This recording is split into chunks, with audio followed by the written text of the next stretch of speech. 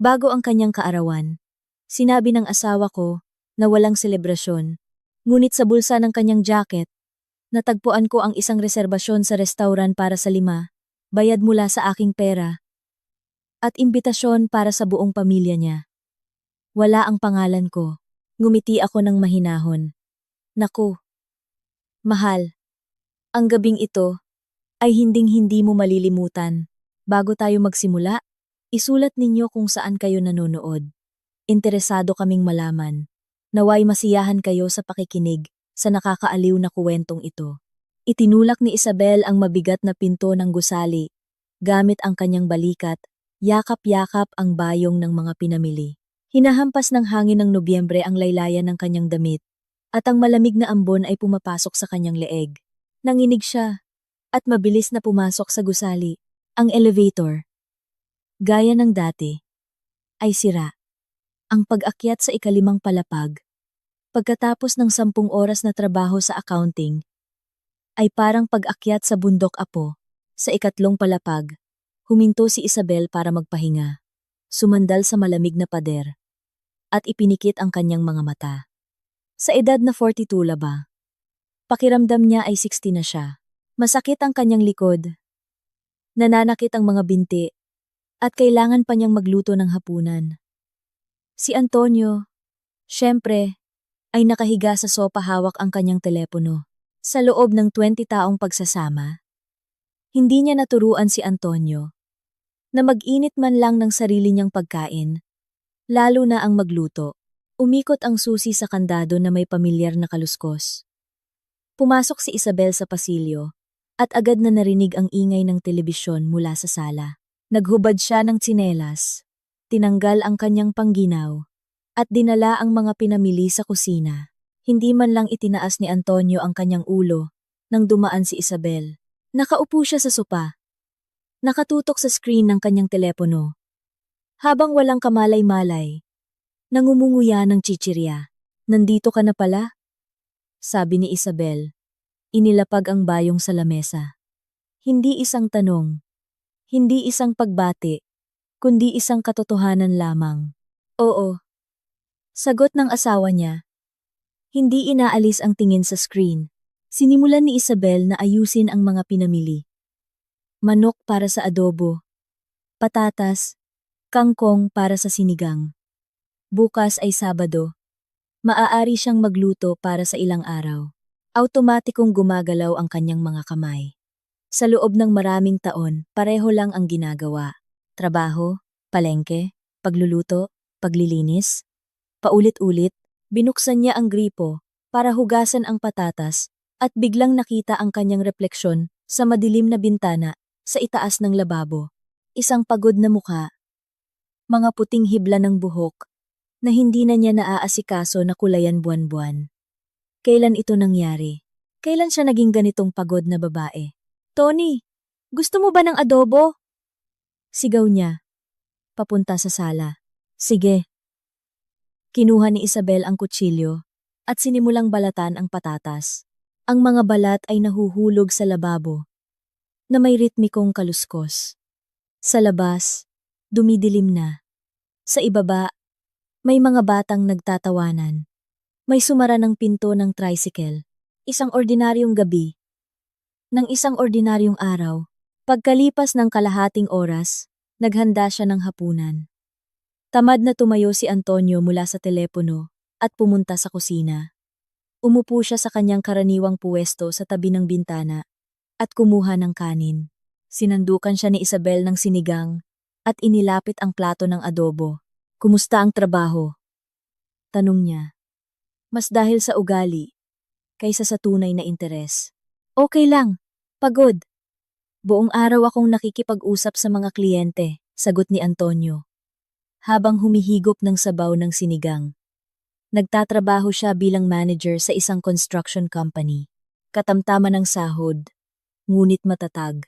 Ngunit nitong mga nakaraang taon, madalas siyang magreklamo ng pagod, na maraming trabaho, at hindi pinahahalagahan. Nakikinig si Isabel at tumatango. Siya rin ay nahihirapan sa pagsasara ng financial period. Ang mga numero ay sumasayaw sa kanyang paningin hanggang gabi. Makinig ka, Bel. Sabi ni Antonio. Ibinaba ang kutsara at tumingin sa kanyang asawa. Tungkol sa kaarawan ko. Naisip ko, itinaas ni Isabel ang kanyang mga mata. Ang kaarawan ng kanyang asawa ay sa isang linggo. Ika, 25 ng Nobyembre. Karaniwan nilang ipinagdiriwang ito sa bahay o sa isang restauran. Inaanyayahan ang mga kaibigan at kanyang mga kamag-anak. Iniisip na niya kung ano ang ihahanda at kung sino ang aanyayahan. Huwag na tayong mag-imbita ng kahit sino ngayong taon. Patuloy ni Antonio, hindi tumitingin sa kanya. Pagod na ako sa mga pagtitipon na iyan. Maingay. Magastos. Tayong dalawa na lang ang mag-celebrate ng tahimik. O kahit hindi na ako bata. Tahimik na tumingin si Isabel sa kanya. May isang bagay sa kanyang tono na hindi maganda sa pandinig. Nagsasalita siya ng kaswal. Ngunit ang kanyang mga mata ay gumagala. At ang kanyang mga daliri ay nerbiyosong pinaglalaruan ang kanin sa plato. Sige, dahan-dahang sabi niya. Kung ano ang gusto mo. Tahimik na lang. Mabuti. Halatang nakahinga ng maluwag si Antonio. Bawat taon, pareho lang. Nakakasawa na. Tinapos niya ang kanyang sinigang at bumalik sa panunood ng telebisyon. Naiwan si Isabel sa kusina, nakatingin sa hindi niya naubos na adobo. Kakaiba. Laging gustong-gusto ni Antonio na ipagdiwang ang kanyang kaarawan. Gusto niya kapag binabati siya, binibigyan ng mga regalo, at sentro ng atensyon. At bigla, nagsawa na siya, tumayo siya, sinimulang ligpitin ang mesa. Naghugas ng mga plato, at nakinig sa mga tunog mula sa sala. May pinapanood si Antonio. Paminsan-minsan ay tumatawa, isang ordinaryong gabi. Ngunit may naiwang hindi magandang pakiramdam. Kinabukasan, nagising si Isabel nang mas maaga kaysa sa kanyang asawa, Sabado. Maaari sana siyang matulog ng mas mahaba. Ngunit sanay na ang kanyang katawan na gumising ng alas 6. Tahimik siyang nagbihis.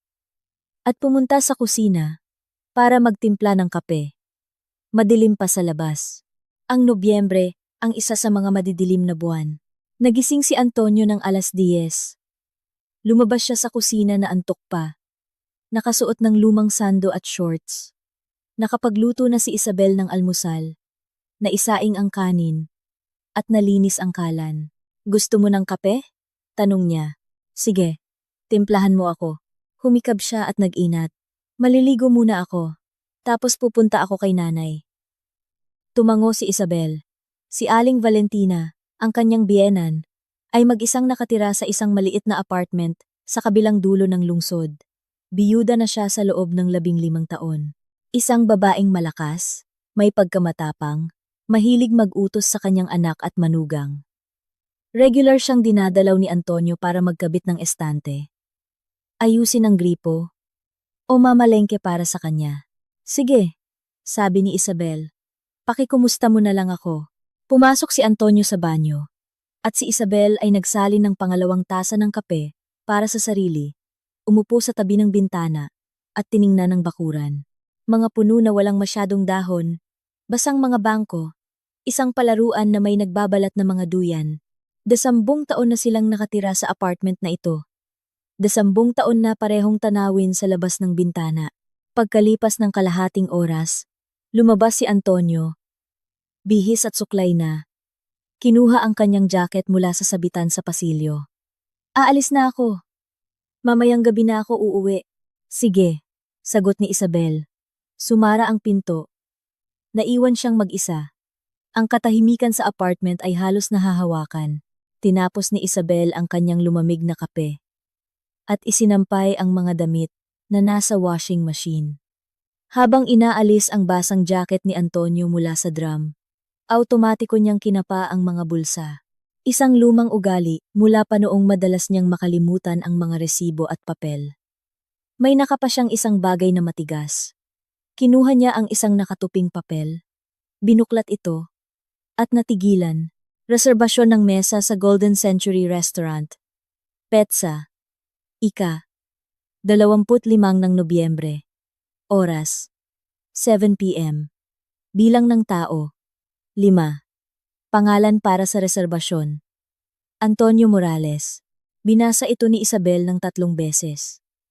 Bahagyang nanginginig ang kanyang mga kamay, habang binabaligtad niya ang papel. Sa likod, wala. Isang kumpirmasyon lamang ng reserbasyon mula sa restauran, nakaprint at maayos na nakatupi. Umupo siya sa isang bangkito sa gitna ng banyo. Hawak pa rin ang basang jacket at ang lintik na papel na iyon. Ika. 25 ng Nobyembre. Ang kanyang kaarawan. 5 tao. Ang Golden Century ay isa sa pinakamahal na restaurant sa lungsod, kung saan ang isang hapunan ay katumbas ng kanyang 1 linggong sahod. Huwag na tayong mag-imbita ng kahit sino. Dahan-dahang huminga si Isabel. Ang kanyang puso ay tumitibok sa kanyang lalamunan. Tumayo siya. Isinampay ang mga damit sa sampayan ng automatiko at pumunta sa kwarto. Kinuha niya ang kanyang telepono. Binuksan ang banking app at tiningnan ang mga transaksyon sa nakaraang linggo. Mga grocery, bill, pamasahe. Sandali. Heto na. Noong isang araw, ika, 20 ng Nobyembre. Isang pagbawas ng liba 38,000. Tatanggap. Golden Century Restaurant. Layunin ng pagbabayad. Down payment para sa isang salo-salo. Number 38,000. Mula sa kanyang card. Ang mismong card na hinikayat ni Antonio. Nakunin niya bilang supplementary para sa in case lang. Para sa mga gastusin ng pamilya. Sabi niya. Umupo si Isabel sa kama. May ugong sa kanyang mga tainga. Tinitingnan niya ang mga numero sa screen. At hindi makapaniwala. Kinuha niya ang pera niya. Nag-book ng isang mamahaling restaurant. Para sa 5. At nagsinungaling sa kanya na ayaw niyang mag-celebrate. Sino ang 5 iyon? Sinubukan niyang mag-isip ng lohikal. Si Antonio mismo. 1. Ang kanyang ina. Si Aling Valentina. 2. Ang kanyang kapatid na si Oksana. 3. Ang kanyang pamangkin na si Dennis. Anak ni Oksana. 4. At sino ang ika-5? Si Tia Luda. Kapatid ng kanyang ina, malamang. Ipinikit ni Isabel ang kanyang mga mata. Ang pamilya niya. Magse-celebrate siya ng kaarawan kasama ang kanyang pamilya gamit ang pera niya. Nang wala siya, tumayo siya at lumapit sa bintana. Sa ibaba, sa bakuran, isang babae ang naglalakad kasama ang kanyang aso. Isang maliit na askal na masayang tumatalon sa mga paddle. Isang ordinaryong tanawin ng Sabado, ngunit sa loob niya, nagkakagulo ang lahat. 20 taon. 20 taon niyang tiniis ang kanyang biyenan, na sa bawat pagkikita ay laging may puna. Hindi raw masarap ang luto niya, maalikabok ang bahay, o hindi angkop ang kanyang suot. 20 taon siyang nakinig sa mga pangaral ng kanyang hipag na si Oksana, na iniisip na mas matalino siya sa lahat dahil nakatapos siya ng ilang kurso sa psikolohiya. 20 taon siyang nagregalo sa kanyang pamangkin na si Dennis, na sobrang spoiled ng kanyang mga kamag-anak. At sa buong panahong iyon, inakala niya na kahit paano, si Antonio ay nasa panig niya, na pinahahalagahan siya. Bumalik si Isabel sa kanyang telepono. Nag-scroll pa sa mga transaksyon. Ika, 20 ng Oktubre. Isang transfer ng 10,000 kay Aling Valentina na may tala na para sa gamot. Ika, 15 ng Oktubre. Pagbabayad para sa pag-aayos ng kotse ni Oksana, Avenue 7,000. Ika, 3 ng Oktubre. Isang klase para kay Dennis. Alam bambaan. Sa Oktubre pa lang, 22,000 na ang napunta sa kanyang mga kamag-anak at hindi pa kasama ang mga regalo sa kaarawan, tulong sa pamimili, at bayad sa taxi. At kailan siya huling bumili ng isang bagay para sa sarili? Tiningnan ni Isabel ang kanyang kupas na maong, ang kanyang luma at maluwag na sweater, na 3 taon na niyang isinusuot. Kailan siya huling lumabas kasama ang kanyang mga kaibigan? Halos wala na siyang kaibigan. Si Stella na lang siguro. Paminsan-minsan silang nagtatawagan, ngunit nagkikita lang sila tuwing 2 o 3 buwan. Laging walang oras. Laging trabaho at gawaing bahay. Bumalik si Isabel sa banyo. Kinuha ang malas na papel ng reserbasyon mula sa bulsa ng jacket at itinago ito sa kanyang bag. Isinampay niya ang jacket, automatikong gumagalaw ang kanyang mga kamay. Ngunit ang kanyang isip ay umiikot. Ano ang gagawin ko? Magsisimula ba ako ng away? Sasabihin ko ba ang lahat pag-uwi niya? Ngunit ano ang magbabago? Sasabihin niyang sorpresa lang iyon. Naaanyayahan niya ako. Hindi lang niya nasabi na ang reserbasyon para sa 5 ay kasama ako. Hindi wala ako. Gagawa siya ng dahilan. Tulad ng dati, kapag sinusubukan kong kausapin siya tungkol sa kanyang pamilya, na inaabuso nila ang aking pasensya. At pera. Bel, nanay ko siya. Pensidonado na siya. Kailangan niya talaga ng gamot. Bel, maliit lang ang sahod ni Oksana. Mahirap para sa kanya na mag-isang magpalaki ng anak. Bel, huwag kang maging madamot, pamilya tayo. Pamilya. Ngunit sa pamilyang ito, lagi siyang outsider. Sa mga pagtitipon, nagkukumpulan sila. Pinag-uusapan ang kanilang mga kuwento ng pamilya kung saan hindi siya kasali. Ikinukuwento ni Aling Valentina kung gaano kabait na bata si Antonio. Kung anong karera ang maaari niyang marating. Kung hindi siya nag-asawa. Nang maaga, ang kanyang tingin ay laging napupunta kay Isabel. Na para bang sinasabi, dahil sa iyo, sinira ng anak ko ang buhay niya. Ngunit hindi iyon totoo. Nagpakasal sila noong 25 si Antonio at 22 siya. Pareho na silang nagtatrabaho. Umuupa ng isang kwarto. Simple lang ang kanilang kasal. Walang luho. Pagkatapos ay nag-ipon sila para sa down payment ng bahay. Nagtrabaho si Isabel sa 2 trabaho para mas mabilis na makaipon. Si Antonio rin ay nagsikap noon. Tila magtatagumpay sila. Wala silang anak. Noong una, ipinagpaliban nila dahil sa bahay, trabaho, at kawalan ng katatagan. Pagkatapos ay sinubukan nila, ngunit hindi sila nagtagumpay. Nagpatingin sila sa mga doktor. Pareho silang okay, ngunit hindi siya nabubuntis. Sa paglipas ng panahon, tumigil na sila sa pagsubok. Minsan, sinabi ni Antonio na baka mas mabuti na rin. Mahirap at magastos magkaroon ng anak. Tumahimik si Isabel noon. Ngunit may kirot sa kanyang puso. Gusto niyang magkaanak. Gusto niya ng isang taong tunay na sa kanya. Ngunit iba ang plano ng tadhana. Siguro kaya siya nagsikap para sa kanyang pamilya. Sinusubukang makuha ang kanilang pagmamahal na maging isa sa kanila. Bumibili ng mga regalo. Nagluluto para sa mga pagdiriwang. Tumutulong sa pera. Nakikinig sa walang katapusang payo at kritisismo, ngunit nanatili pa ring isang tagalabas na manugang, na hindi sapat para sa kanilang mahal na si Tony. Pumunta si Isabel sa kusina. Nagsali ng tubig. Ininom ito ng isang lagok, at tumingin sa orasan. Alaunay media. Hindi uuwi si Antonio hanggang gabi. Karaniwan. Nagtatagal siya sa kanyang ina. Umiinom ng kape. O nanonood ng telebisyon. Kinuha niya ang kanyang telepono at tinawagan ang kanyang kaibigan. Sumagot si Stella sa 3 ring. Bel! Kumusta? Stella, pwede ba akong pumunta sa iyo? Kailangan kong makipag-usap. Ang boses ni Isabel ay garalgal. Kahit sa kanyang sarili. Oo naman, punta ka. May nangyari ba? Sasabihin ko sa iyo pagdating ko. Pagkalipas ng kalahating oras, nakaupo si Isabel sa kusina ni Stella. Hawak ang isang tasa ng mainit na kape. Ang kanyang kaibigan ay nakaupo sa tapat niya. Nakikinig ng mabuti. At ano ang gagawin mo ngayon? Tanong ni Stella, nang matapos magkuwento si Isabel.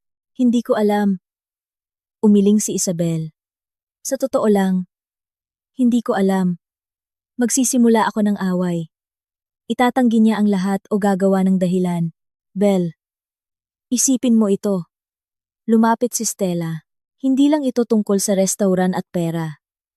Ito ay tungkol sa hindi kanya nirerespeto. Hindi ka man lang niya naisipang imbitahan sa sarili niyang kaarawan. Alam ko, mahinang sabi ni Isabel.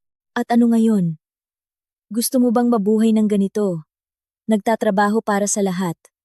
At malaman na ginagawa ka lang nilang tanga. Tumahimik si Isabel. Tumingin siya sa bintana, kung saan umuulan ng mahina. Kulay abong langit, kulay abong mga bahay, kulay abong buhay. Hindi. Sa wakas, ay sabi niya, ayoko. Hinawakan ni Stella ang kanyang kamay. Kung gayon, kailangan mong baguhin ang isang bagay. Tumango si Isabel. Oo, baguhin. Umuwi siya ng gabi. Nasa bahay na si Antonio. Nakaupo sa kusina. Kumakain ng natirang sinigang. Saan ka galing? Tanong niya. Hindi inaalis ang tingin sa pagkain. Kay Stella. Pumasok si Isabel sa kwarto at humiga sa kama. Sumasakit ang ulo niya sa kaiisip. Halos hindi siya nakatulog buong gabi. Pabalik-balik siya. Nakikinig sa mahimbing na paghinga ni Antonio. At nag-iisip. Pagsapit ng umaga, mayroon na siyang desisyon. Hindi siya magsisimula ng away. Walang luha at akusasyon, gagawin niya ito sa ibang paraan. Kinaumagahan, gumising si Isabel na may malinaw na plano sa isip. Tulog pa si Antonio. Nakahiga sa gitna ng kama. Tahimik siyang nagbihis at pumunta sa kusina. Una, kinuha niya ang kanyang telepono at hinanap ang numero ng Golden Century Restaurant. Kumakabog ang kanyang dibdib. Ngunit ang kanyang mga kamay ay nakakagulat na kalmado. Golden Century Restaurant. Ano po ang maipaglilingkod ko? Isang kaaya-ayang boses ng babae ang sumagot. Pagkatapos ng ikatlong ring, magandang umaga, lumunok si Isabel. Mayroon akong reserbasyon para sa ika-25 ng Nobyembre, 7 p.m. sa pangalan ni Morales. Sandali lang po, titingnan ko. May kumaluskos na papel. Opo, nakikita ko. Isang mesa para sa 5. Bayad na po ang down payment. May kailangan po bang baguhin? Maaari ko po bang malaman kung nakalista ang mga pangalan ng mga bisita sa reserbasyon? Mas hinigpitan ni Isabel ang hawak sa telepono. Opo, syempre. Nakasulat po dito. Antonio Morales, Valentina Morales, Oksana Santos, Dennis Santos, at Luda Cruz. Ipinikit ni Isabel ang kanyang mga mata. Kaya iyon pala, ang kanyang ina, kapatid, pamangkin, at tiyahin. 5 sila. At wala man lang salita tungkol sa kanya. Hindi man lang siya naisipang isama. Salamat, pilit niyang sabi. Maaari ko po bang malaman kung ano ang menu na in-order? Banquet menu number 3. Mga salad, main course, dessert, dagdag pa ang alak na mapipili mula sa wine list sa loob ng binayarang halaga. Napakagandang pagpipilian. Masasabi ko. Naiintindihan ko. Maraming salamat. Ibinaba ni Isabel ang telepono at umupo sa mesa. Kaya lahat pala ay pinlano. Napili na ang menu. Nabayaran na ang down payment. At naimbitahan na ang mga bisita. At lahat ng ito ay gamit ang pera niya nang palihim sa kanya. Nagsalin siya ng tubig at dahan-dahang ininom. Ang galit sa loob niya ay kakaiba, malamig at kalmado. Hindi isang pagwawala, hindi luha, kundi isang nagyayelong kalinawan. 20 taon. 20 taon siyang naging maginhawa. Masipag, hindi tumatanggi, at mapagpasensya. Kumikita ng pera, at ibinibigay ito para sa mga pangangailangan ng pamilya. Nagluluto, naglilinis, tumutulong sa kanyang mga kamag-anak. At para saan? Para sa huli, hindi man lang siya imbitahan sa kaarawan ng sarili niyang asawa. Binuksan ni Isabel ang note sa kanyang telepono at nagsimulang magsulat. Kailangan niya ng isang plano. Malinaw, pinag-isipang mabuti. Walang bigla ang desisyon. Una, kanselahin ang reserbasyon at bawiin ang pera. Pangalawa, maghanap ng ibang lugar para sa kanilang selebrasyon. Pangatlo, ihanda ang mga dokumento. Pang-apat, ipak ang kanyang mga gamit. Nag-isip siya kung anong lugar ang angkop. Kailangan niya ng isang bagay na mukhang kapani-paniwala para hindi maghinala si Antonio. At sa parehong oras, isang lugar kung saan maaari niyang kausapin sila ng mahinahon. Ipaliwanag ang lahat. At umalis. Biglang naalala ni Isabel ang bahay ng kanyang lola. Isang lumang bahay na gawa sa kahoy sa baryo ng San Isidro, 50 kilometro mula sa lungsod. Namatay ang kanyang lola 3 taon na ang nakalipas. Ang bahay ay ipinamana kay Isabel. Ang nag-iisang apo. Matagal na siyang hindi nakapunta roon. Isang beses lang sa isang taon, tuwing tag-araw. Para tingnan kung maayos ang lahat. Ang bahay ay walang tao ngunit matibay. May kuryente. At may poso para sa tubig. Isang perpektong lugar. Kinuha ni Isabel ang kanyang telepono at tinawagan muli ang restaurant. Golden Century Restaurant. Ano po ang maipaglilingkod ko? Magandang umaga po ulit. Tungkol po ito sa reserbasyon sa pangalan ni Morales. Ika, 25 ng Nobyembre. Kailangan ko pong kanselahin ang reserbasyon. Kanselahin? May pagtataka sa boses ng babae. Ngunit bayad na po ang down payment. Opo, alam ko. Maari ko po bang makuha ang refund? Ayon po sa aming patakaran, kung ang reserbasyon ay kinansela ng wala pang 7 araw bago ang event, 50% lang po ng down payment ang maibabalik. Napakagatlabi si Isabel. Mawawalan siya ng 2,500.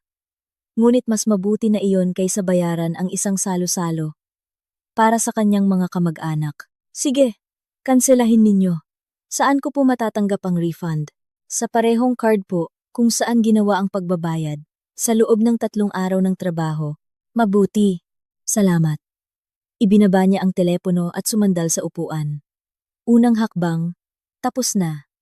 Ngayon, kailangan niyang pag-isipan kung paano i-oorganisa ang pagkikita sa baryo. Sa kwarto, gumalaw si Antonio. Narinig ni Isabel na bumangon siya at pumasok sa banyo. Pagkalipas ng ilang minuto, lumabas siya sa kusina. Antok pa at gusot ang damit. Magandang umaga, sabi niya habang umuupo sa mesa. Magandang umaga, kalmadong sagot ni Isabel. Inilagay niya ang takure sa kalan, kumuha ng pandesal, mantikilya, at keso. Isang ordinaryong umaga, na para bang walang nagbago. Nag-scroll si Antonio ng balita sa kanyang telepono. Paminsan-minsan ay napapangiti sa ilang mga headline. Ano ang plano mo ngayon? Tanong niya. Hindi inaalis ang tingin sa telepono. Maglilinis. Magluluto. Karaniwan. Nagsalin si Isabel ng kape sa mga tasa. Ikaw? Dito lang sa bahay. May basketball mamaya. Siyempre, basketball. Inilagay ni Isabel ang tasa sa harap niya at umupo sa tapat. Tiningnan niya kung paano niya kinakain ang sandwich, kung paano siya humihigop ng kape. Ang lalaking ito ay kasama niya sa loob ng 20 taon, natutulog sa iisang kama, kumakain sa iisang mesa, at bigla niyang napagtanto na hindi niya talaga ito kilala, o baka ayaw niya lang makita ang tunay na siya. Pagkatapos ng almusal, umupo si Antonio sa sala sa harap ng telebisyon. Nilinis ni Isabel ang mga pinagkainan, nagbihis, at umalis ng bahay. May kailangan siyang puntahan. Una, pumunta siya kay Stella. Binuksan ng kanyang kaibigan ang pinto na nakasuot ng duster at may tuwalya sa ulo. Bel, pasok! Kakatapos ko lang maligo. Pumunta sila sa kusina. Nagpakulo si Stella ng tubig at umupo sa tapat. Sige, sabihin mo sa akin. Ano ang napagdesisyonan mo? Kinuha ni Isabel ang kanyang telepono at ipinakita ang kanyang plano sa notes. Seryoso?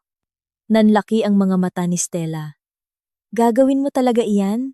Seryosong seryoso. Tumango si Isabel. Stella, kailangan ko ng tulong mo.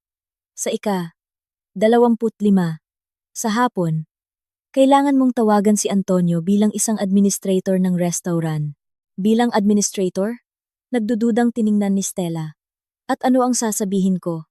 Na mayroong teknikal na problema sa restaurant. Pumutok ang isang tubo o kung ano paman. At inilipat ang salo-salo sa isang branch. Ibibigay mo sa kanya ang address ng bahay ng lola ko sa San Isidro.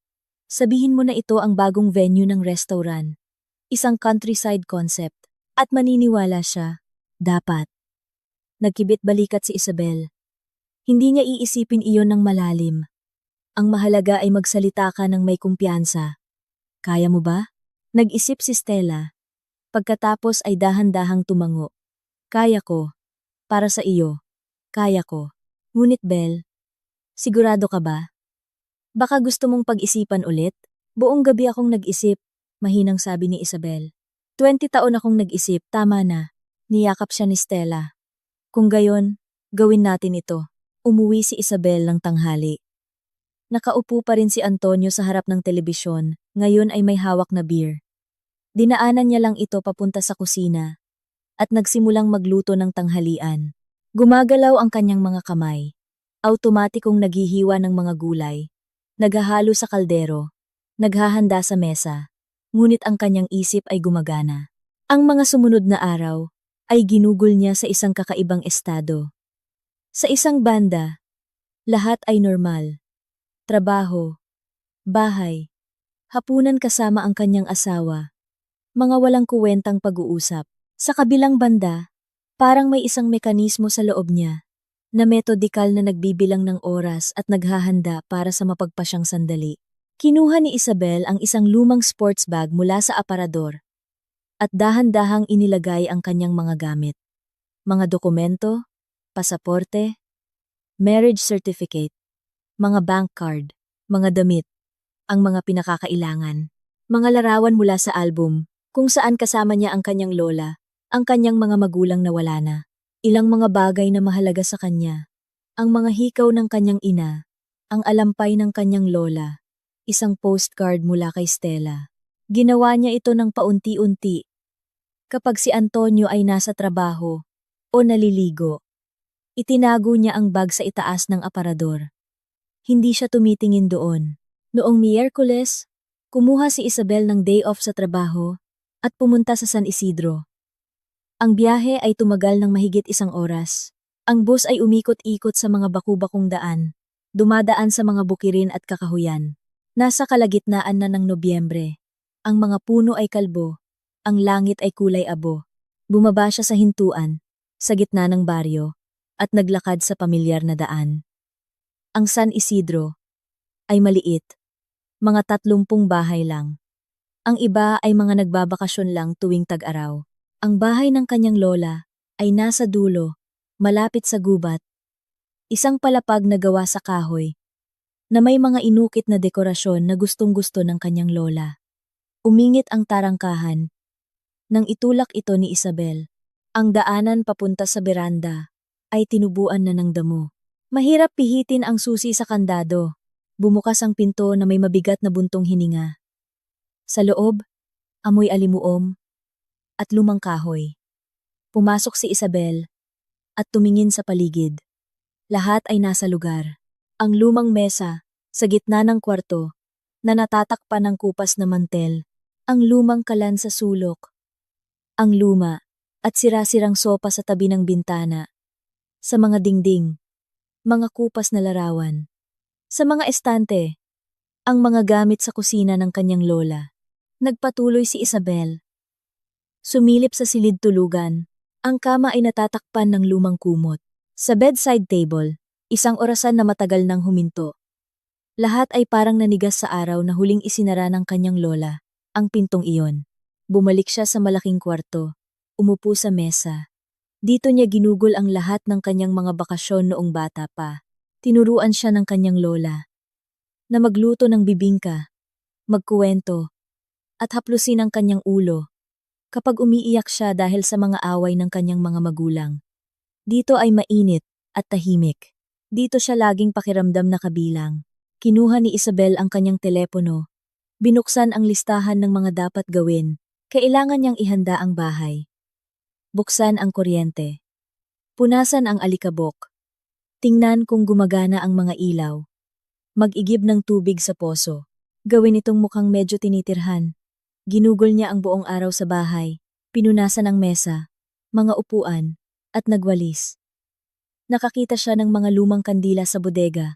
Para sa sakali, tiningnan niya ang fuse box. Lahat ay gumagana. Ang mga ilaw ay madilim. Ngunit gumagana. Pagsapit ng gabi, ang bahay ay mukhang maayos na. Umupo si Isabel sa beranda. Tinitingnan ang dumidilim na gubat. Ang katahimikan ay ganap. Tanging ang hangin lang ang humuhuni sa mga sanga. Dito niya sasabihin sa kanila ang lahat. Dito niya tatapusin ang kuwentong ito. Noong Biyernes, isang araw bago ang kaarawan ni Antonio, nagpunta si Isabel sa isang abogado. Nakahanap siya ng abogado online. At nagpa-appointment. Isang abogado na mga 30 anyos ang nakinig sa kanyang kwento at nagtanong ng ilang bagay. Walang anak. Ari-arian na magkasamang naipundar. Isang bahay na may mortgage. Tama po ba? Paglilinaw niya. Opo, halos bayad na ang mortgage. 1 taon na lang. Sige po, kailangan ninyong mag-file ng petition for annulment. Ihahanda ko ang mga dokumento. Pipirmahan ninyo at dadalhin sa korte. Ang hatian ng ari-arian ay hiwalay na proseso. Ngunit karaniwan, kung walang anak at hindi nag-aaway, mabilis lang itong nareresolba. Tumango si Isabel. Nagprint ang abogado ng isang form, pinunan ito, at ibinigay sa kanya para pirmahan. Sigurado na po ba kayo? Tanong niya. Tinitingnan si Isabel sa mata. Ang annulment ay laging mahirap. Emosyonal, pinansyal. Baka gusto ninyong subukang ayusin ito ng mapayapa? Sinubukan ko na po. Kinuha ni Isabel ang panulat. 20 taon kong sinubukan. Tama na. Nilagdaan niya ito ng malinaw at may kumpiyansa. Tumango ang abogado at inilagay ang mga dokumento sa isang folder. Sige po. Pagkatapos ng holidays, pumunta kayo sa korte. Karaniwan, ang proseso ay tumatagal ng ilang buwan kung walang away sa ari-arian. Lumabas si Isabel sa opisina na may folder ng mga dokumento sa ilalim ng kanyang braso. Kakaiba ang pakiramdam niya. Mabigat at magaan ng sabay, para bang may nabunot na tinik. Ngunit mayroon ding isang pakiramdam ng kawalan ng gabing iyon sa bahay. Si Antonio ay hindi pangkaraniwan. Sumisipol habang naghahanda. Bukas, pupunta ako kay nanay ng maaga, sabi niya sa hapunan. Tutulungan ko siyang mamalengke para sa selebrasyon. Anong selebrasyon? Inosenteng tanong ni Isabel. Darating ang kaibigan niya mula sa probinsya. Magkikita sila, madali niyang pagsisinungaling. Alam mo naman, mahilig magtsismisan ang mga matatanda habang nagkakape. Tumango lang si Isabel. Kaya pala, hindi man lang siya nag-abala na gumawa ng kapani-paniwalang kasinungalingan. Sigurado siyang, hindi ko malalaman, naiintindihan ko, sabi niya. Sige, tulungan mo siya. Ngumiti si Antonio at nagpatuloy sa pagkain. At tinitingnan siya ni Isabel. Iniisip na ito na ang huling pagkakataon na makikita niya ang lalaking ito bilang kanyang asawa. Bukas, magbabago ang lahat. Halos hindi siya nakatulog ng gabing iyon. Nakahiga siya, nakatingin sa kisame, nakikinig sa mahimbing na paghinga ni Antonio. 20 taon sa iisang kama. 20 taon na magkatabi. At sa buong panahong iyon, mag-isa lang siya. Kinaumagahan ng 25 ng Nobyembre, gumising si Isabel nang mas maaga sa lahat. Nagbihis siya. Kinuha ang kanyang inihandang bag. Nagsulat ng isang maikling tala. Pumunta ako kay Stella ng ilang araw. Huwag kang mag-alala. Iniwan niya ito sa mesa sa kusina. Tahimik siyang lumabas ng apartment. Isinara ang pinto ng hindi lumilingon. Bumaba sa hagdanan. At lumabas sa kalye. Ang umaga ay malamig at maaliwalas. Sumakay si Isabel ng jeep papunta sa terminal ng bus. Pagkatapos ay isang bus papuntang San Isidro. Ang biyahe ay parang walang katapusan. Tumingin siya sa bintana sa mga dumadaang bukirin at baryo. Iniisip na ngayon, ang kanyang buhay ay mahahati sa bago at pagkatapos. Dumating si Isabel sa San Isidro bandang tanghali. Sinalubong siya ng baryo ng katahimikan at ng malamig na araw na sumisilip sa mga ulap. Naglakad siya sa pamilyar na daan papunta sa bahay ng kanyang lola. Dala ang kanyang bag. Ang bahay ay mukhang katulad ng 3 araw na ang nakalipas nang pumunta siya para ihanda ito. Binuksan ni Isabel ang pinto at ipinasok ang kanyang bag. Malamig sa loob, ngunit hindi kasing lamig ng inaasahan niya. Dumiretso siya sa kalan na ginagamitan ng panggatong. Sapat ang panggatong sa bodega. Nagdala siya ng isang bungkos noong Miyerkules. Marunong si Isabel na magsindi ng apoy mula pa noong bata pa siya. Tinuruan siya ng kanyang lola. Unang maliliit na kahoy. Pagkatapos ay mas makapal. At pagkatapos ay mas malalaking troso. Hindi nagtagal. Masayang kumakaluskos ang apoy sa kalan. Ang init ay nagsimulang kumalat sa kwarto. Hinubad ni Isabel ang kanyang pangginaw. Isinabit ito sa isang kawit sa tabi ng pinto at tumingin sa paligid. Lahat ay handa na. Malinis ang mesa. Nakaayos ang mga upuan. Sa mesa ay nakalatag ang folder ng mga dokumento. Ang petition for annulment. Mga bank statement. Mga printout ng mga transfer sa kanyang mga kamag-anak. Lahat ng kailangan para ipakita na alam niya ang lahat, naintindihan ang lahat, at nakagawa na ng desisyon. Kinuha niya ang kanyang telepono. 12:30. Dapat tawagan ni Stella si Antonio ng 3:00. 4 na oras bago ang inaasahang salo-salo sa restauran. Sapat na oras iyon para makolekta niya ang kanyang mga kamag-anak at pumunta rito. Naglakad-lakad si Isabel sa kwarto. Umupo sa sopa sa tabi ng bintana, tumayo, at naglakad-lakad ulit. Ang kaba ay tumitindi. Bahagyang nanginginig ang kanyang mga kamay. Ikinuyom niya ang kanyang mga kamay at huminga ng malalim. Hindi siya magbabago ng isip. Kinakabahan lang siya. Normal lang iyon. Ngayon, mangyayari ang isang bagay na matagal na niyang pinaghahandaan para kumalma. Nagpasya si Isabel na gumawa ng isang simpleng bagay. Kinuha niya ang isang termos ng kape mula sa kanyang bag na dinala niya mula sa bahay. Nagsalin siya sa isang tasa at uminom, mainit, matamis. Kung paano niya gusto, umupo siya sa mesa at inilagay ang kanyang telepono sa harap niya. Ang oras ay napakabagal. Tiningnan niya ang screen. 1 p.m., 1:10 p.m., 1:30 p.m. Bawat minuto ay parang isang oras. Tumayo si Isabel at lumapit sa bintana. Sa labas ng salamin. Ang hardin ay tahimik. Sa di kalayuan, ang madilim na gubat. Tahimik at payapa. Walang nakakaalam na dito. Sa maliit na bahay na ito, ang kapalaran ng isang buong pamilya ay pagpapasyahan ngayon. Bagaman, anong pamilya? Napangiti si Isabel. Ang pamilya ay kapag magkasama, kapag nag-aalaga sa isa't isa, kapag may paggalang. At ano ang mayroon siya? Isang pagkukunwari ng pamilya, isang ugali ng pamumuhay, ng magkatabi, isang kaginhawahan para sa kanya, at walang katapusang pasensya sa kanyang panig. 2:00. Tinawagan niya si Stella. Handa ka na ba? Tanong ng kanyang kaibigan. Handa na. Lumunok si Isabel. Naaalala mo ba kung ano ang sasabihin? Naaalala ko. Pumutok ang tubo.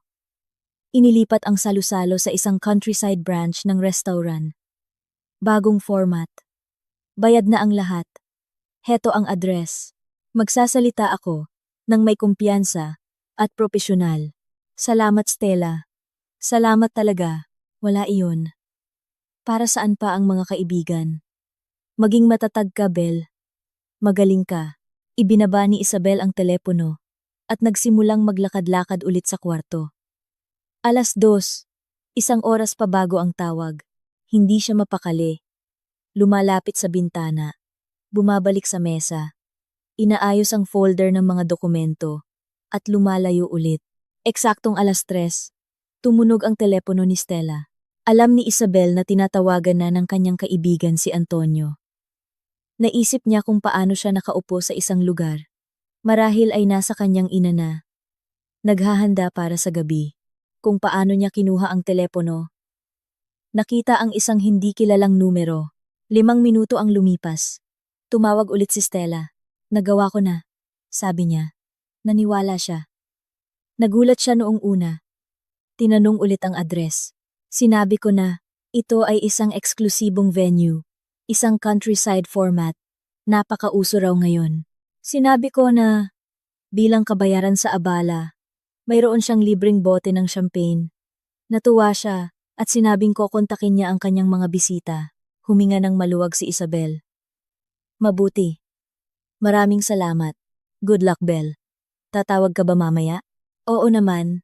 Umupo si Isabel sa mesa. Kaya lahat ay ayon sa plano. Ngayon, tinatawagan ni Antonio ang kanyang ina, kapatid at tiyahin. Sinasabi na nagbago ang lugar. Kailangan nilang pumunta sa San Isidro. Marahil ay nagtataka rin sila, ngunit dahil bayad na ang lahat, at ang restaurant mismo ang nag-alok. Bakit hindi? Ang countryside format ay mukhang interesante. Naisip niya kung paano sila naghahanda. Si Aling Valentina ay tiyak na isusuot ang kanyang pinakamagandang damit, iyong dark blue, na isinusuot niya sa lahat ng okasyon. Nag-aayos ng buhok. Si Oksana ay nag-aayos din. Pumipili ng damit. Si Dennis marahil ay hindi masaya na kailangan niyang pumunta sa isang malayong lugar. Sa halip na sa isang restaurant sa syudad. Si Tia Luda ay nagmamadali. Naghahanda ng kanyang bag. At si Antonio ay masaya. Masaya na lahat ay nangyayari. Na nag-organisa siya ng isang selebrasyon para sa sarili niya gamit ang pera ng kanyang asawa na hindi man lang niya naimbitahan. Marahil ay iniisip na niya kung paano sila uupo, kakain, iinom, at babatiin siya. Nang wala si Isabel, nang wala ang nakakainis na asawang iyon na laging nasa tabi niya, laging may hinihiling. Atensyon, respeto, pagmamahal. Tumayo si Isabel at lumapit sa kalan. Ang apoy ay unti-unting namamatay. Kailangan niyang magdagdag ng panggatong. Binuksan niya ang pinto at naglagay ng ilang piraso ng kahoy. Ang mga dila ng apoy ay sakim na dinilaan ang tuyong kahoy. 4:00, may 1 oras pa bago sila dumating. Baka medyo mas matagal. Malayo ang biyahe. Lalo na kung sabay-sabay silang pupunta sa kotse ni Oksana o magta-taxi. Bumalik si Isabel sa mesa. Binuksan ang folder at binasa ulit ang petition for annulment. Mga tuyong, formal na salita, hinihiling na pawalang bisa ang kasal.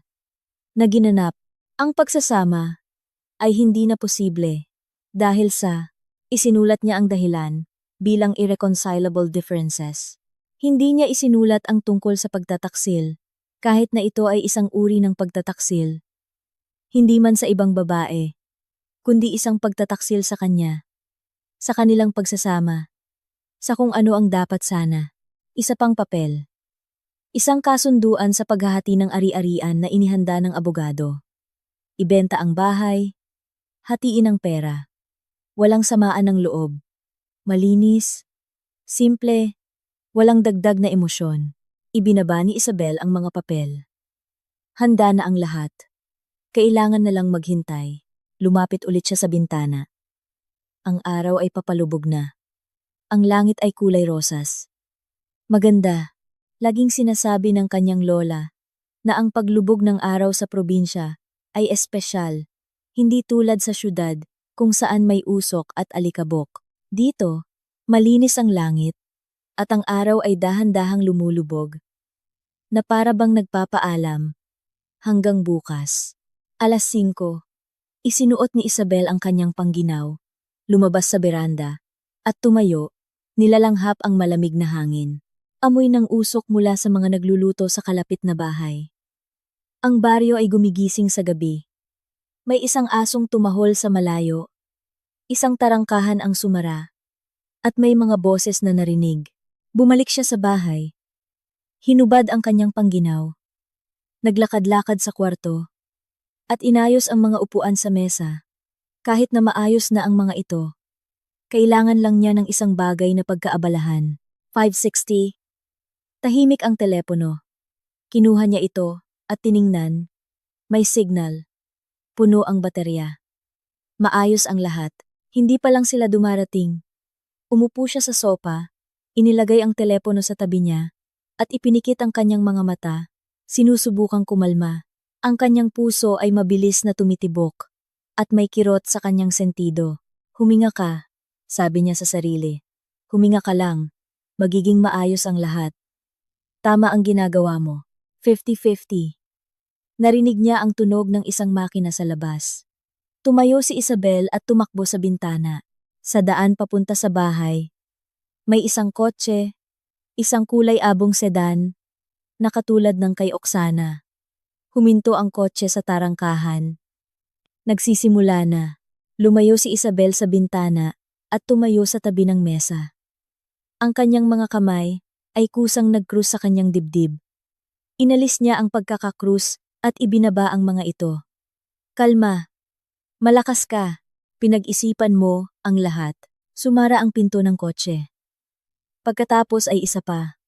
Mga boses ng babae. Isang lalaki. Umingit ang tarangkahan. Sigurado ka bang dito? Narinig ang hindi nasisiyahang boses ni Aling Valentina. Mukhang bodega ito, hindi restoran. Nay, sinabi ko na sa iyo, iyon ang sinabi nila. Sagot ni Antonio. Countryside branch. Baka iba sa loob. Sana nga iba. Reklamo ni Oksana. Nakabagong sapatos pa naman ako. At maputik dito. May ibinulong si Dennis na hindi malinaw. Tahimik si Tia Luda. Mga yabag sa daanan, sa mga baitang ng beranda. Ang pag-ingit ng sahig. Bumukas ang pinto. Unang pumasok si Antonio, na naka-dark suit, puting damit, at kurbata, suklay, at pabango. Handa para sa selebrasyon. Sumunod si Aling Valentina. Sa kanyang dark blue na damit, na may malalaking hikaw. Pagkatapos ay si Oksana. Isang matangkad na babae na nakasuot ng masikip na pulang damit. Sa likod niya si Dennis. Isang payat na binatilyo na mga 20 anyos. Nakamaong at blazer.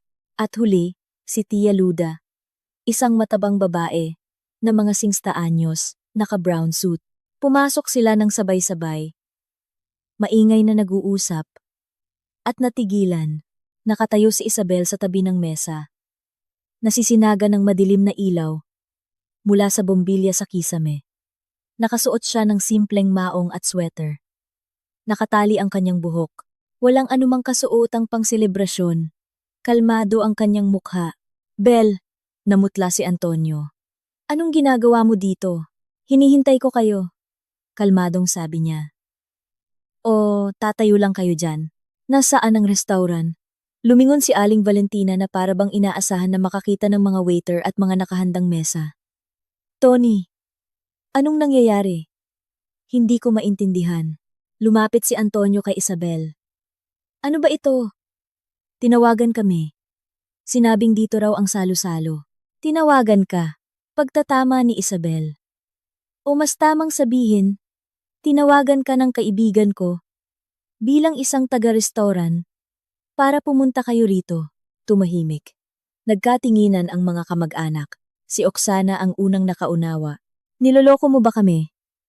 Lumapit siya. Nag-aalab ang mga mata sa galit. Sino ka ba para? Asawa ako ni Antonio. Putol ni Isabel. Ang asawang nakalimutan ninyong imbitahan sa kaarawan ng asawa ko. Ang asawang nagbayad para sa inyong salo-salo. O mas tamang sabihin, dapat sana ay nagbayad, ngunit hindi. Ano ang pinagsasabi mo? Sinubukan ni Antonio na kontrolin ang sarili. Anong salusalo? Kinuha ni Isabel ang nakatuping papel mula sa kanyang bulsa. Yung mula sa kanyang jacket. Binuklat niya ito at ipinakita. Reserbasyon sa Golden Century Restaurant. Ika. 25 ng Nobyembre. 7 p.m. 5 tao. Bayad na ang 838,000. Mula sa aking card. Mga bisita. Antonio Morales. Valentina Morales. Oksana Santos. Dennis Santos. Luda Cruz. Wala ang pangalan ko. Napasinghap si Aling Valentina. Umiwas ng tingin si Oksana. Tumingin si Dennis sa kanyang telepono. Nagkukunwaring hindi siya apektado. Nalilitong kumurap si Tia Luda. Binuka ni Antonio ang kanyang bibig. Pagkatapos ay isinara ito. Namula ang kanyang mukha. Bel, hindi iyon ang iniisip mo. Hindi? Ngumiti si Isabel. Ano pala? Isang sorpresa para sa akin. Aanyayahan mo ako sa huling sandali? O baka plano mong sorpresahin ako sa pag-uwi ng lasing at masaya? Pagkatapos ng salo-salo, kasama ang iyong ina at kapatid? Isabel, ayusin mo ang tono mo. Sabat ni Aling Valentina. Nakikipag-usap ka sa mas nakakatanda? Nakikipag-usap ako sa mga taong 20 taon akong ginamit, putol ni Isabel. Ang kanyang boses ay mahina, ngunit matatag. Nakinuha ang pera ko, ang oras ko, ang pasensya ko, at hindi man lang nagpasalamat. Ang kapal ng mukha mo! Sigaw ni Oksana. Wala kaming utang sa iyo. Tama, wala kayong utang. Tumango si Isabel. Dahil hindi na ako magbibigay. Kinuha niya ang folder mula sa mesa at inilabas ang mga bank statement. Tingnan ninyo! Oktubre, kay Aling Valentina para sa gamot, 10,000. Kay Oksana para sa pag-aayos ng kotse, 5,000. Kay Dennis para sa klase, 5,000. Setyembre, kay Aling Valentina para sa bagong TV, 15,000. Kay Oksana para sa damit, 8,000. Agosto. Tama na! Lumapit si Antonio sa kanya. Sinusubukang agawin ang mga papel. Sabi ko tama na. Umatras si Isabel. Niyakap ang folder. Hindi pa tapos. Makinig kayo. Sa nakaraang taon, nag-transfer ako ng 12,123,000 sa pamilya ninyo. Hindi pa kasama ang mga regalo, pagkain, at tulong sa bahay. 123,000. Alam ninyo kung gaano kalaki iyon para sa akin? 4 na buwang sahod ko iyon. Hindi kami humingi. Nagsimulang magsalita si Aling Valentina. Ngunit nanginginig ang kanyang boses. Humingi kayo. Matigas na sabi ni Isabel. Lagi kayong humihingi. Bel, tulungan mo naman kami. Maliit lang ang pensyon. Bel, tulong naman. Mahirap mag-isang magpalaki ng anak. Bel, huwag ka namang magdamot. At hindi ako tumanggi. Dahil inakala ko na ganoon dapat, na ang pamilya ay nagtutulungan. Tiningnan niya sila. Ngunit, ako lang ang laging tumutulong. At kailan ko kailangan ng suporta? Noong naospital ako, dahil sa appendicitis 3 taon na ang nakalipas, sino ang dumalaw? Si Stella, isang kaibigan. Hindi ang asawa ko. Hindi ang kanyang ina. Hindi ang kanyang kapatid. Noong natanggal ako sa trabaho, at 2 buwan akong naghanap ng bago, sino ang tumulong? Si Stella rin. Nagpahiram ng pera nang hindi nagtatanong kung para saan at kailan ko ibabalik. At kayo, hindi man lang kayo tumawag para kumustahin ako. Kalokohan iyan. Sinubukan ni Antonio na kontrolin ang sitwasyon. Bel, tama na ang drama. Umuwi na tayo at pag-usapan ito ng mahinahon. Hindi, umiling si Isabel. Hindi ako uuwi. Ibig kong sabihin, uuwi ako, ngunit hindi kasama ka. Kukunin ko ang mga gamit ko. Aalis ako. At magfa-file ng annulment. Inilagay niya ang petisyon sa mesa. Heto, basahin mo kung may oras ka. Napirmahan ko na. Kailangan mo lang pirmahan o maghintay ng hearing sa korte. Ibenta ang bahay, hatiin ang pera. Walang samaan ng loob. Kinuha ni Antonio ang papel at binasa ito. Nagbago ang kanyang mukha. Nababaliw ka ba? Anong annulment? Dahil saan? Dahil gusto kong i-celebrate ang kaarawan ko kasama ang pamilya ko? Dahil para sa iyo, hindi ako pamilya, mahinang sabi ni Isabel. Naintindihan ko iyon nang makita ko ang reserbasyong ito. Hindi mo man lang ako naisipang imbitahan. Hindi mo man lang naisip. Dahil para sa iyo, maginhawa, maaasahan, laging nandian, laging bukas. Bel? Kalokohan iyan. Hindi Bel, Isabel. At hindi ito kalokohan. Natauhan si Aling Valentina at lumapit. Tony, huwag mong hayaan na ganyan kanyang kausapin. Lalaki ka. Ikaw ang ulo ng pamilya. Anong ulo? Tumawa si Isabel. Hindi niya man lang ako naipagtanggol kapag sinasaktan ninyo ako. Tumahimik siya kapag pinupunan ninyo ang luto ko, ang damit ko, ang trabaho ko. Tumahimik siya kapag ipinapahiwatig ninyo na masama akong asawa dahil wala kaming anak. Laging tahimik dahil maginhawa para sa kanya. Masaya ang kanyang ina. Masaya ang kanyang kapatid. Nagdadala ng pera ang kanyang asawa. Lahat ay masaya. Pagsisisihan mo ang mga salitang iyan, bulong ni Oksana. Mag-isa kang maiiwan. Walang may gusto sa iyo. Mas mabuti pang mag-isa kaysa kasama kayo. Putol ni Isabel. Kinuha niya ang kanyang pangginaw mula sa upuan. Isinuot ito at binitbit ang kanyang bag. Aalis na ako. Sa korte na ang annulment kung ayaw mong pumirma ng maayos. Ang mga dokumento ng bahay ay nasa abogado. Makipag-ugnayan ka lang sa akin sa pamamagitan ng abogado.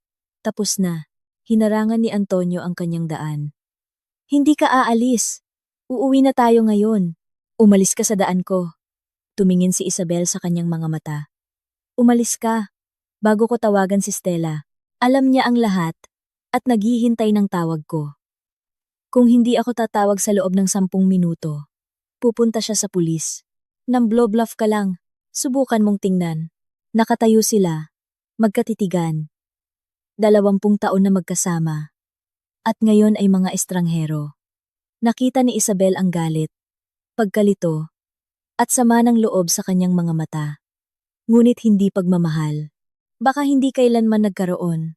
Umatras si Antonio. Lumakad si Isabel papalabas ng pinto. Lumingon siya sa pintuan.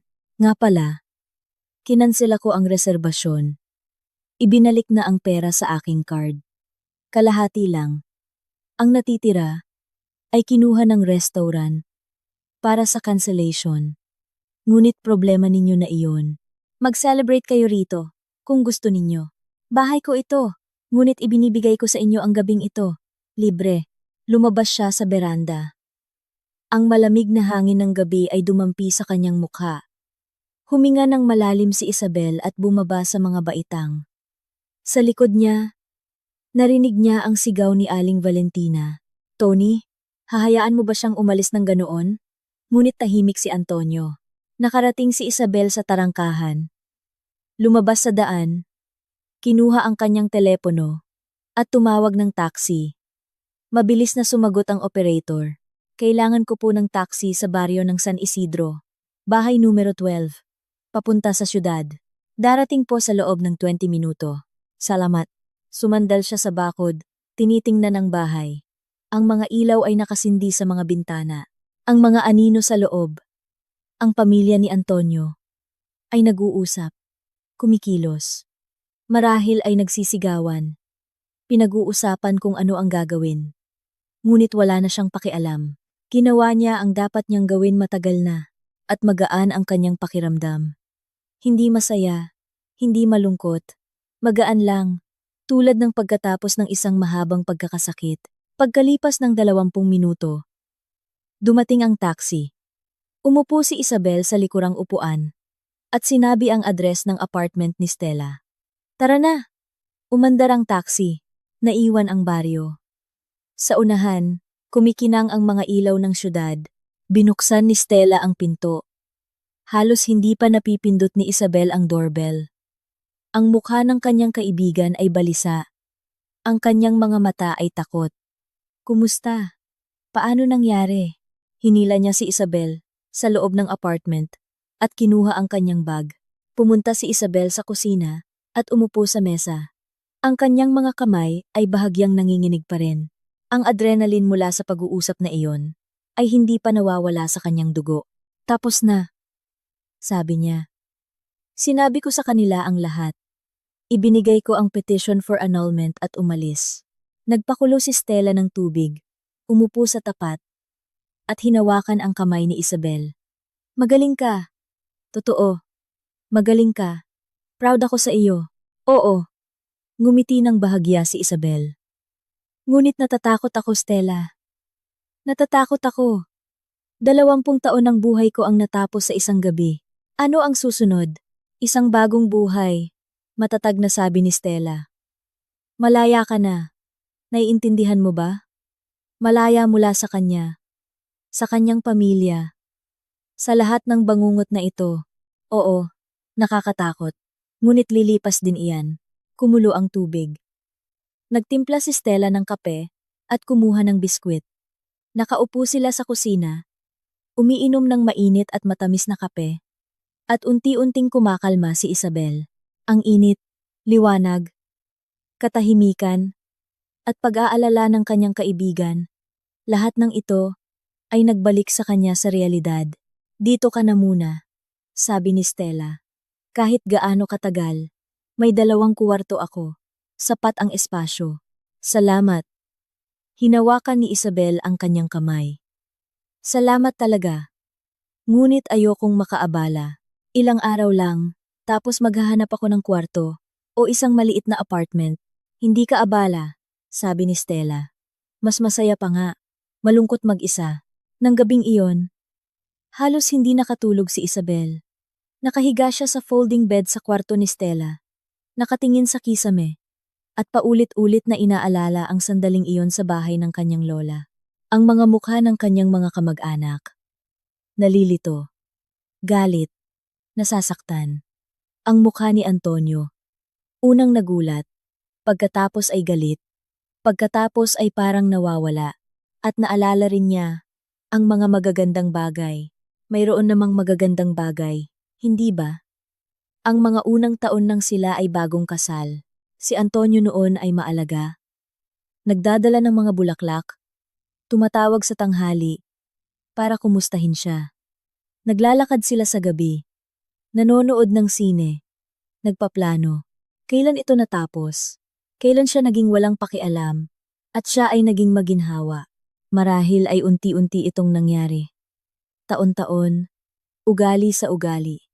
Nasanay siya na lahat ay titiisin niya. Lahat ay maiintindihan niya. At laging nasa tabi niya. At nasanay siyang hindi humingi. Hindi humiling. At makontento sa kaunti. At heto ang resulta. Kinaumagahan, gumising si Isabel na masama ang pakiramdam at may sakit ng ulo. Umalis na si Stella papuntang trabaho. Nag-iwan ng isang tala sa mesa, kape sa takure, tinapay sa bread box, mantikilya sa ref. Magpahinga ka.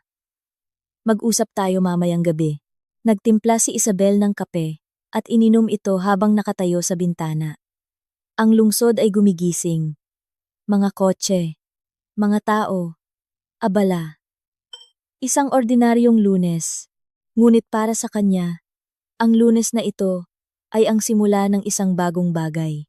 Kinuha niya ang kanyang telepono. Ilang mga hindi nasagot na tawag mula kay Antonio noong gabi. Hindi niya sinagot. Ilang mga mensahe mula sa hindi kilalang mga numero. Marahil ay si Aling Valentina o si Oksana. Hindi niya binuksan. Agad niyang blinok, ngunit mayroon siyang mensahe mula sa abogado. Isabel, handa na po ang mga dokumento. Maaari na po kayong mag-file sa korte anumang araw. Tumawag po kayo kapag handa na kayo. Tinawagan niya ang numero. Hello, si Isabel Morales po ito. Tungkol po sa annulment. Opo, magandang umaga. Ang boses ng abogado ay masigla at propesyonal. Handa na po ba kayong mag-file? Handa na po. Mabuti po. Pumunta po kayo ngayong tanghali. Kunin ang mga dokumento. At dalhin sa korte. Isesend ko po sa inyo ang address. Sige po. Salamat. 2:00. Nakatayo na si Isabel sa gusali ng korte. Hawak ang isang folder ng mga dokumento. Mabagal ang pila. Nakatayo siya. Tinitingnan ang mga tao sa paligid. May mga nagfa-file ng kaso, may mga kumukuha ng desisyon, at may mga naghihintay lang. Mga ordinaryong tao na may ordinaryong mga problema. Sa wakas, siya na ang susunod. Kinuha ng babae sa bintana ang mga dokumento. Binasa ito. At tinatakan. Tinanggap na po ang petisyon. Itatakda ang hearing sa loob ng 1 buwan. Ipapadala po ang subpina sa koreo. Salamat po. Lumabas si Isabel sa gusali. Huminga siya ng malalim ng hangin. Tapos na. Nagsimula na ang proseso. Wala nang atrasan. Ang mga sumunod na araw ay lumipas sa isang kakaibang estado. Nakatira si Isabel kay Stella. Pumapasok sa trabaho. Umuuwi. Tumutulong sa mga gawaing bahay. Sinusubukang huwag isipin kung ano ang nangyayari kay Antonio, kung ano ang sinasabi niya. Tahimik ang telepono, hindi na siya tumawag. Marahil ay naintindihan na niya na walang saysay. Pagkalipas ng 1 linggo, dumating ang subpina. Ang hearing ay itinakda sa Sabato ng Enero. Minarkahan ni Isabel ang petsa sa kanyang kalendaryo. 2 buwan, hanggang sa kalayaan. Nagsimula siyang maghanap ng tirahan. Tumingin siya ng mga anunsyo online. Nagpunta para tingnan ang mga kwarto at apartment. Karamihan ay hindi angkop. Mahal, malayo, o sira. Ngunit sa wakas, nakahanap siya ng isang 1-bedroom apartment sa labas ng lungsod. Mura, malinis, at may mga gamit. Ang may-ari, isang matandang babae, ay agad na pumayag. Gusto kita, sabi niya. Seryoso ka, tahimik. Manirahan ka rito, basta't panatilihin mong maayos at magbayad sa tamang oras. Opo, pangako ni Isabel. Lumipat siya noong unang bahagi ng Disyembre. Tinulungan siya ni Stella. Dinala ang kanyang mga gamit sa kotse. Tinulungan siyang mag-ayos. Ang apartment ay maliit, ngunit komportable. Ang mga bintana ay nakaharap sa isang bakuran na may palaruan. Tahimik, payapa. Heto na. Tiningnan ni Stella ang kwarto. May sarili ka ng pugad. Ano ang pakiramdam? Kakaiba. Pag-amin ni Isabel. Parang malaya, ngunit parang walang laman. Lilipas din iyan. Niyakap siya ni Stella. Masasanay ka rin. At ngayon, ikaw na ang magpapasya kung paano mamuhay, kung ano ang gagawin, kung saan gagastusin ang iyong pera. Tumango si Isabel. Oo, ganoon nga. Sa unang pagkakataon sa loob ng 20 taon, maaari na niyang kontrolin ang sarili niyang buhay.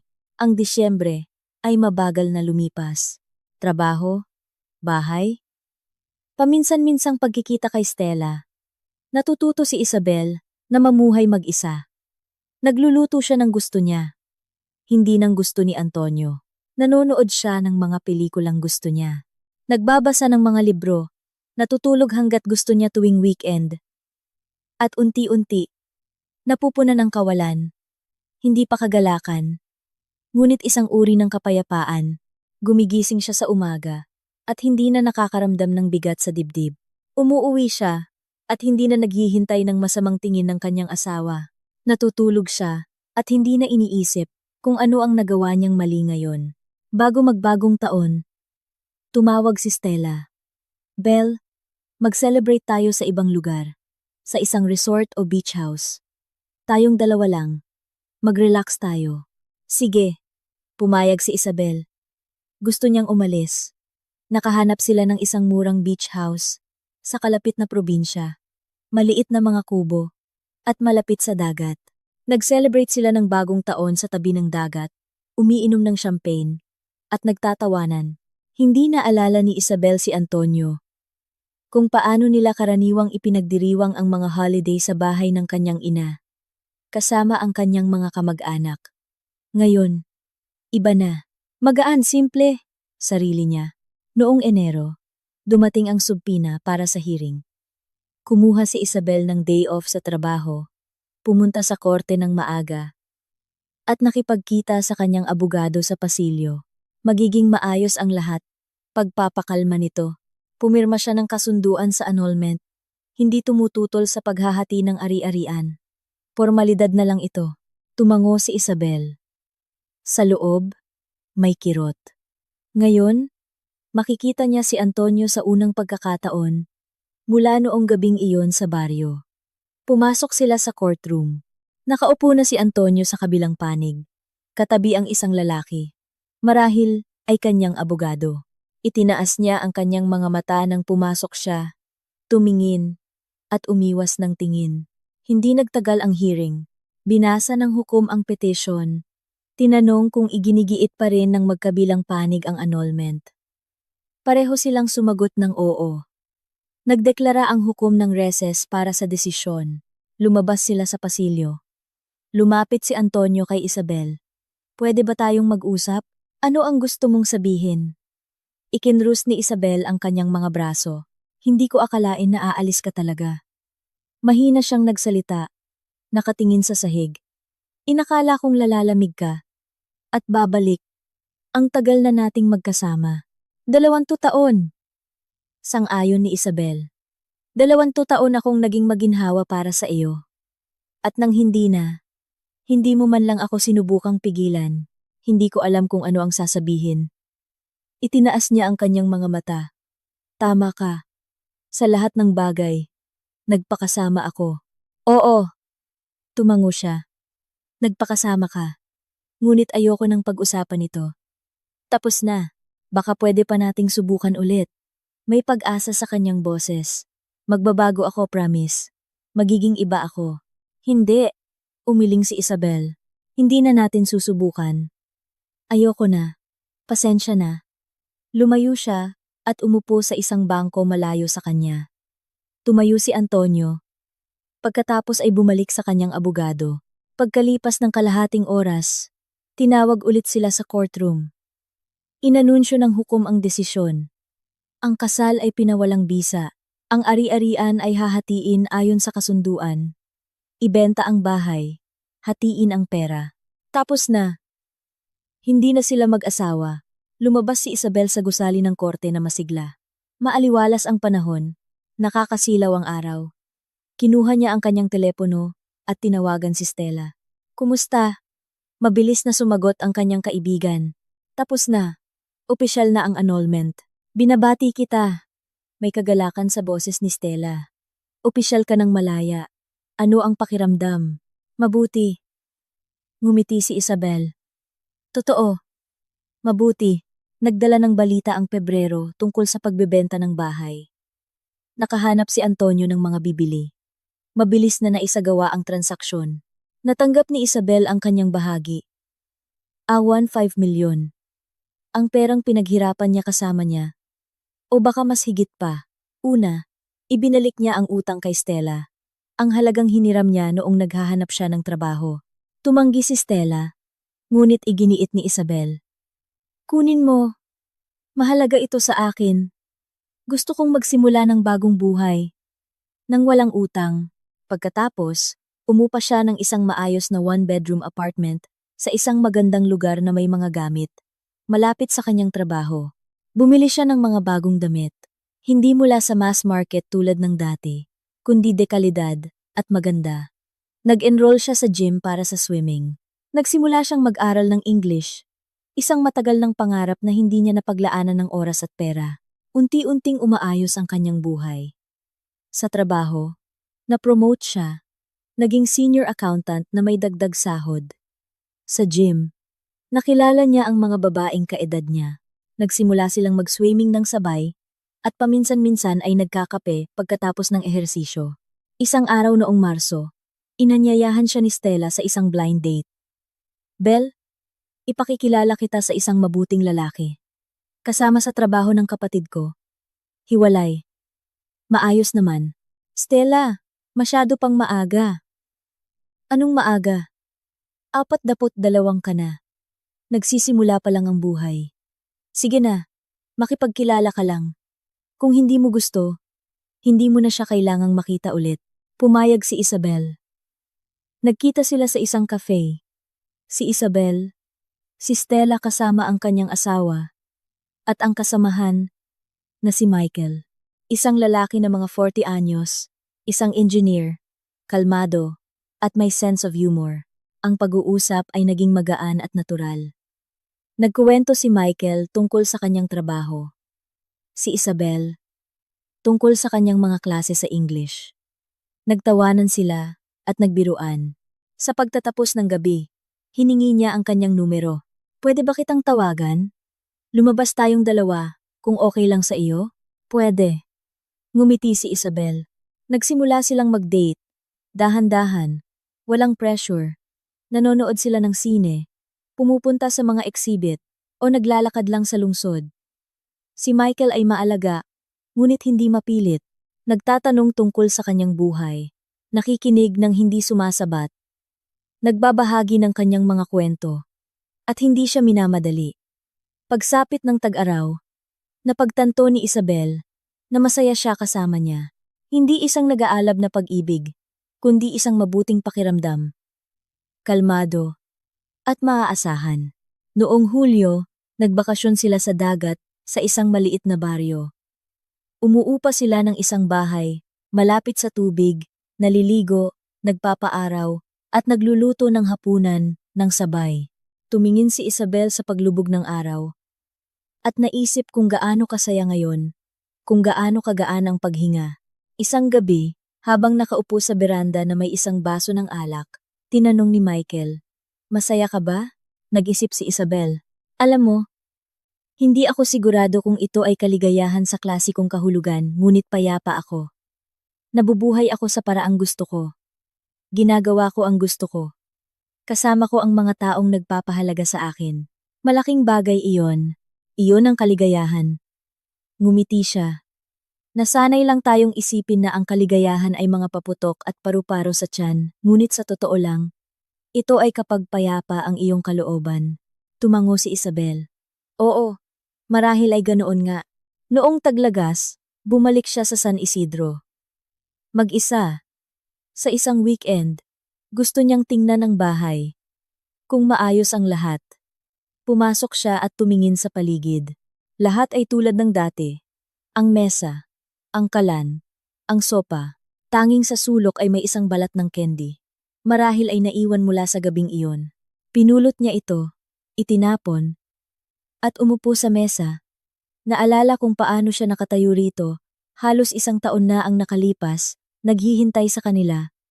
Kung paano sila pumasok na magaganda ang bihis at masaya, kung paano nagbago ang kanilang mga mukha, nang sabihin niya ang totoo. Natawa siya. Noon, tila katapusan na ng mundo. Ngunit ito pala ay ang simula ng isang bagong buhay, kung saan siya ang may-ari ng sarili niya. Tumayo siya, naglakad-lakad sa kwarto, at hinaplos ang lumang mesa. Salamat, Lola. Salamat sa pag-iwan mo sa akin ng bahay na ito. Dito ako nakahanap ng lakas para magsimulang muli. Bago umalis, isinara ni Isabel ang pinto at itinago ang susi sa ilalim ng beranda. Baka balang araw ay babalik siya rito. O baka kasama si Michael.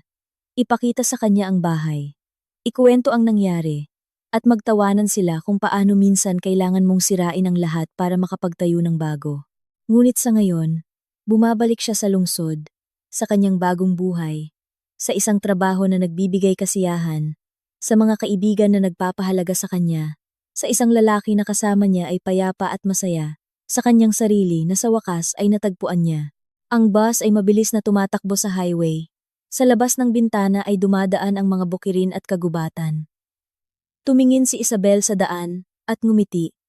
Marami pang darating. Ang English na malapit na niyang matutunan. Ang mga paglalakbay na pinangarap niya. Baka isang bagong trabaho. Iniisip niyang magbago ng larangan, subukan ng isang bagong bagay.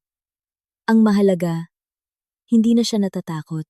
Hindi natatakot sa mga pagbabago. Hindi natatakot sa kalungkutan. Hindi natatakot na maging sarili niya. 20 taon siyang nabuhay para sa iba. Ngayon, nabubuhay siya para sa sarili niya. At iyon ang pinakamagandang desisyon sa kanyang buhay. Ang gabing iyon sa baryo, nang tumayo siya sa harap ng kanyang asawa at ng kanyang pamilya, ay isang pagbabago.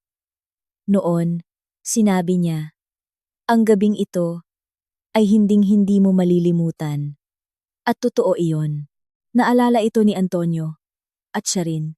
Ngunit para sa kanya, iyon ay isang gabi ng pagkawala. At para sa kanya, isang gabi ng paghahanap sa sarili. Salamat sa pakikinig sa kwento. Bago ang kanyang kaarawan, sinabi ng asawa ko na